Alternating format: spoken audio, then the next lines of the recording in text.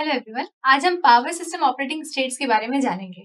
ठीक है, power system normal zone या normal level power system normal operating condition में कब कहलाता है? तब कहलाता है जब सारे लोड सप्लाई किए जा रहे हों। ठीक है, जब भी वोल्टेज या फ्रिक्वेंसी जो है वो उनके रेंज में हो, वोल्टेज का मैग्नीट्यूड है, फ्रिक्वेंसी है, वो उसकी प्रिस्क्राइब लिमिट में हो। ठीक है, सेकंड पॉइंट ये है। थर्ड ये है कि कोई भी कंपोनेंट है पावर सिस्टम का तो वो ओवरलोड ना हो रहा। ठीक है, हमारा सिस्टम नॉर्मल जोन में तभी हम बोलेंगे कि हमारा पावर सिस्टम जो है वो नॉर्मल ऑपरेटिंग मोड में है। वो तब कहलाएगा जब सारे के सारे लोड सप्लाई हो रहे हो, फ्रिक्वेंसी और वोल्टेज जो है वो with in their prescribe limit हो। ठीक है, वोल्टेज की लिमिट जो है वो और फ्रिक्वेंसी जो है वो भी उसकी जो रेंज है उसी में वो हो। और थर्ड बोल सकते हैं कि कोई भी हमारा कंपोनेंट जो है पावर सिस्टम का वो ओवरलोड ना हो रहा हो, तो हम बोल सकते हैं कि हमारा सिस्टम जो है वो नॉर्मल ऑपरेटिंग रीजन में है, नॉर्मली वो ऑपरेट कर रहा है। पावर सिस्टम में 99% हमारा पावर सिस्टम जो रहेगा वो नॉर्मल स्टेट में हमारा दिखाई देता है। ठीक है, लेकिन क्या होता है, मतलब क्या इसका मतलब क्या, वोल्टेज और फ्रिक्वेंसी जो रहते हैं वो with in the prescribed range रहते हैं, नॉर्मल रेंज रहते हैं। ठीक है, इसका मतलब यदि कोई सिस्टम नॉर्मल स्टेट में है तो उसका वोल्टेज जो है और फ्रिक्वेंसी है वो विद इन प्रिस्क्राइब्ड रेंज होता है।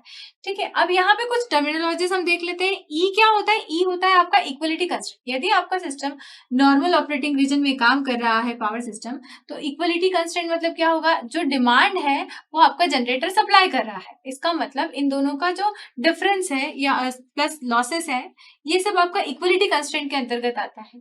तो इसे आप ई से डिनोट करते हैं। ठीक है, आई मतलब क्या हो गया? Inequality constraint. यदि आपका कोई भी सिस्टम है नॉर्मल ऑपरेटिंग जोन में है तो उसके कुछ इनइक्वलिटी कंस्ट्रेंट्स भी होते हैं। इनइक्वलिटी कंस्ट्रेंट्स कौन से होते हैं? आपके आपकी जो रेंजेस होती है, जो जनरेटर का रेंज है, ये कोई भी जनरेटर है, मान लीजिए कोई जनरेटर है वो 10 मेगावाट से 50 मेगावाट तक पावर जनरेट करता है। किसी कंटिजेंसी के कारण या किसी कारणवश उसको यदि 50 मेगावाट से ज्यादा पावर जनरेट करनी पड़ रही है तो वो आउट ऑफ रेंज जा रहा है। ये जो आपकी रेंज है 10 to 50 वो आपकी क्या दिखा रही है? इनइक्वलिटी कंस्ट्रेंट या इनइक्वलिटी कंस्ट्रेंट यहाँ पे होता है जिसे हम आई से दिखाते हैं। तो ये आपका नॉर्मल ऑपरेशन में भी होता है। साथ ही साथ ट्रांसफार्मर की बात करें, टैप सेटिंग, तो वो भी आपका जो रहता है वो इनइक्वलिटी कंस्ट्रेंट उसके अंदर होते हैं। लोड के भी जो रहते हैं वो इनइक्वलिटी कंस्ट्रेंट रहते हैं। ट्रांसमिशन लाइन के पावर फ्लो के भी इनइक्वलिटी कंस्ट्रेंट्स रहते हैं। तो वो सारे जो रहते हैं वो इनइक्वलिटी कंस्ट्रेंट रहते हैं। साथ में एक और चीज होती है thermal limit, static stability limit, ये सारी जो रहती है आपके वो इनइक्वलिटी कंस्ट्रेंट के अंतर्गत आती है। अब V जो है आपका वो क्या दिखाता है? वायोलेशन।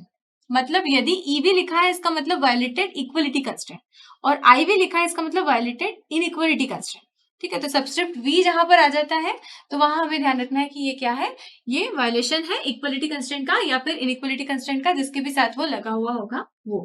ठीक है, अब मान लीजिए हमारा सिस्टम जो है वो सिक्योर नॉर्मल ऑपरेशन में काम कर रहा है। ठीक है, अब यहाँ पर यदि काम कर रहा है, कोई डिस्टर्बेंस होता है, यहाँ पर क्या हो रहा है? हमारा ई और आई है, मतलब ई और आई दिखा रहा है, इसका मतलब इक्वलिटी कंस्ट्रेंट सेटिस्फाई हो रहा है, इनइक्वलिटी कंस्ट्रेंट भी यहाँ पर सेटिस्फाई हो रहे हैं। दोनों प्रकार के कंस्ट्रेंट जो है हमारे यहाँ पे सेटिस्फाई हो रहे हैं और हमारा सिस्टम जो है वो सिक्योर नॉर्मल स्टेट में काम कर रहा है। यदि यहाँ कोई डिस्टर्बेंस होता है, सिस्टम में कोई डिस्टर्बेंस होता है, तो अब क्या हो जाएगा? हमारा सिस्टम जो रहेगा वो इनसिक्योर नॉर्मल स्टेट में आ जाता है। नॉर्मल स्टेट से सिक्योर नॉर्मल स्टेट से इनसिक्योर नॉर्मल स्टेट की तरफ आ जाता है। ठीक है, अब यहाँ पर यदि हमने करेक्टिव एक्शन ले लेते हैं, प्रिवेंटिव कंट्रोल ले लेते हैं, तो यहाँ करेक्टिव प्रिवेंटिव पहले से मेजर ले लिया है यदि हमने, तो हमारा जो सिस्टम रहेगा वो इनसिक्योर नॉर्मल स्टेट से सीधे सिक्योर नॉर्मल स्टेट में आ सकता है।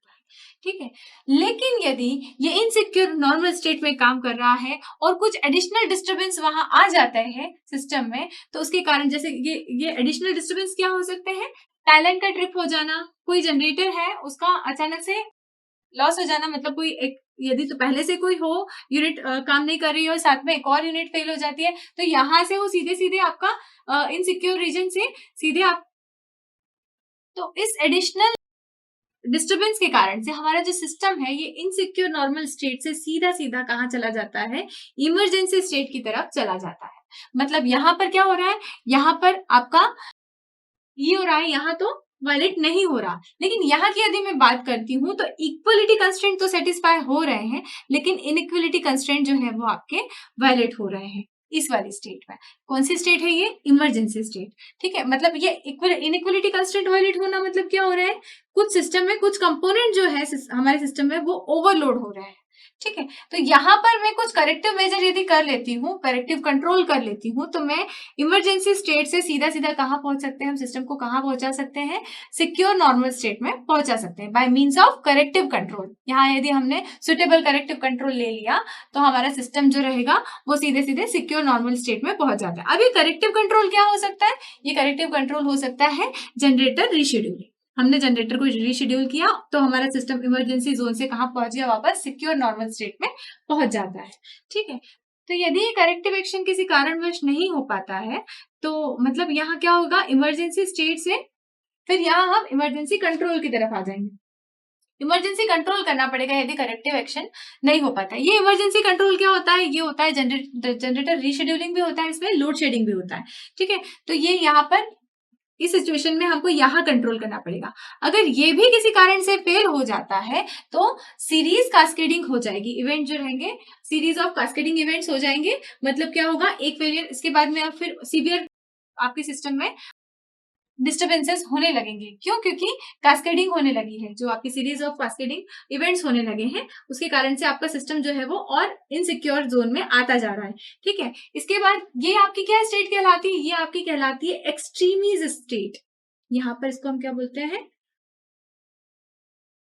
एक्सट्रीमीज। ठीक है, ये आपकी प्रिवेंटिव स्टेट थी, यहाँ आपकी है एक्सट्रीमिस्ट स्टेट। ठीक है, तो यहाँ जो है आपका सिस्टम जो है वो आइलैंड सिचुएशन में आ जाता है। मतलब क्या होता है? सिस्टम आइसोलेट हो जाते हैं, इंडिविजुअल काम करने लगते हैं। जो आपका सिस्टम है, जो फेलियर पार्ट है आपका, वो एक नॉर्मल सिस्टम से, नॉर्मल जोन से वो थोड़ा अलग ऑपरेट करने लगता है। इसका मतलब वो अपनी खुद की फ्रिक्वेंसी पे, खुद की रेंज की फ्रिक्वेंसी पे काम करने लगता है, बाकी का सिस्टम अलग हो जाता है। तो ये आइलैंडिंग यहाँ पर हो जाती है। जब यहाँ की बात करते हैं हम, तो यहाँ पर इक्वलिटी कंस्टेंट और इनइक्वलिटी कंस्टेंट दोनों ही चेंज हो जाते हैं ईवी और आईवी में। मतलब violated equality constant and violated inequality constant. इसके कारण से क्या हो जाएगा? दोनों ही चीजें वायलेट हो रही है, इसका मतलब कि ब्लैकआउट होने की पूरी संभावना यहाँ पर होती है। ठीक है, यहाँ जब इस स्टेट में आते हैं तो सिस्टम ब्लैकआउट की पूरी संभावना होती है, क्योंकि यहाँ पर सीरीज ऑफ कास्केडिंग हो रही है, एक्सट्रीमिस्ट स्टेट है और दोनों ही आपके जो कंस्टेंट्स है वो वायलेट हो रहे हैं। तो इसमें क्या होता है? सीरीज ऑफ रीसिंक्रोनाइजेशन कंट्रोल की रिक्वायरमेंट होती है। रीसिंक्रोनाइजेशन कंट्रोल की रिक्वायरमेंट होती है। जैसे तो इसका मतलब क्या होगा कि आपको जनरेटर को रीस्टार्ट करना पड़ेगा, ग्रेजुअली उस लोड तक लाना पड़ेगा। तो एक लंबी प्रोसेस होती है और इसके कारण से ये जो सिस्टम रहता है, यहाँ से सिस्टम कहाँ चला जाता है? चूंकि आप जनरेटर को रीस्टार्ट कर रहे हैं, सब उस तक ला रहे हैं, तो ये आपका कौन सा जोन हो जाता है? ये आपका स्टेट होती है रिस्टोरेटिव स्टेट। ठीक है, यहाँ पे सिस्टम ऑपरेट कर रहा होता है हमारा। तो यहाँ पे वेरियस ट्रांजिशन होते हैं ड्यू टू डिस्टर्बेंसेस। ठीक है, तो इस तरह से हमारा सिस्टम जो किस में होना चाहिए? हमेशा सिक्योर नॉर्मल स्टेट में होना चाहिए। और यहाँ से यदि कुछ भी डिस्टर्बेंसेस होते हैं तो हमको प्रिवेंटिव कंट्रोल से उसको कंट्रोल करके वो वापस इनसिक्योर नॉर्मल स्टेट से उसको सिक्योर नॉर्मल स्टेट में आ जाना चाहिए। बाकी इसका प्रोसीजर जो रहता है वो कुछ इस प्रकार से रहता है।